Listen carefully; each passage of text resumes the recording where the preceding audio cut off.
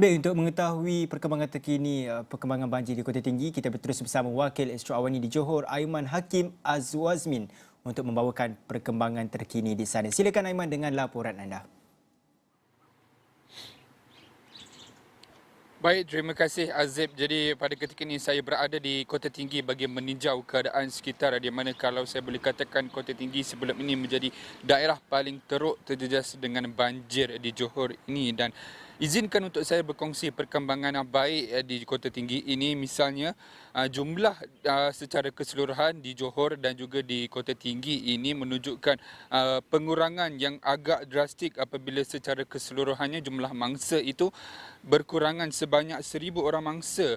Tetapi kalau saya bandingkan daripada pada 12:30 malam tadi sehinggalah pukul 9 pagi ini ada berlaku sedikit peningkatan, tetapi angka itu tidaklah melebihi 100, dan ini juga atas faktor hujan lebat di beberapa buah daerah pada malam semalam seperti di Mersing dan juga di Johor Bahru juga hujan lebat ketika saya melaporkan liputan saya di sana. Dan selain daripada itu, berdasarkan pengamatan saya ketika berada di Kota Tinggi ini sejak daripada awal pagi tadi, jumlah kenderaan pun dah semakin meningkat di jalan-jalan utama. Selain daripada premis, perniagaan juga sudah mula beroperasi, dan saya lihat orang ramai juga telah keluar daripada rumah mereka untuk menjalankan urusan-urusan harian mereka. Dan selain daripada itu, izinkan untuk saya menceritakan sedikit. Saya kini berada betul-betul dengan bersebelahan dengan sungai Kota Tinggi, yang mana kalau kita dapat lihat paras airnya menurun dengan kadar yang agak signifikan, ya.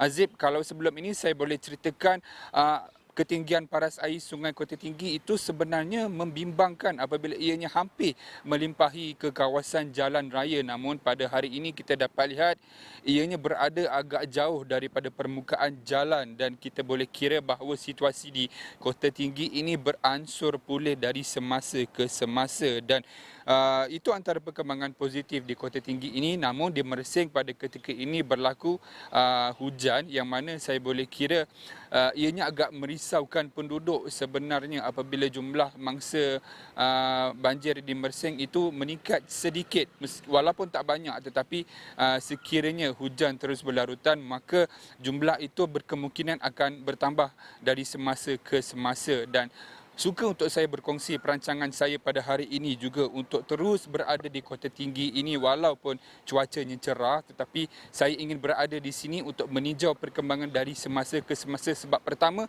saya takut akan cuaca yang kerap berubah-ubah sejak kebelakangan ini, dan kedua, kita juga takut bahawa Kota Tinggi juga menjadi daerah yang menerima amaran hujan berterusan, lebat berterusan pada tahap buruk yang dikeluarkan Jabatan Meteorologi baru-baru ini. Jadi saya kira perlulah untuk saya berada di sini untuk meninjau perkembangan dari semasa ke semasa di Kota Tinggi ini. Jadi sebelum saya akhiri cross saya pada hari ini, Azib ada suruh saya untuk sediakan pantun. Setinggi-tinggi burung kedidi, tinggi lagi banjir di Kota Tinggi. Kembali kepada Azib. Baik, terima kasih Aiman atas laporan dan pantun yang diberikan. Mungkin lain masa kita akan berikan pantun kembali. Tetapi saya ingin ucapkan dari Studio Astro Awani, semoga selamat menjalankan tugas, terutamanya berhadapan dengan situasi banjir.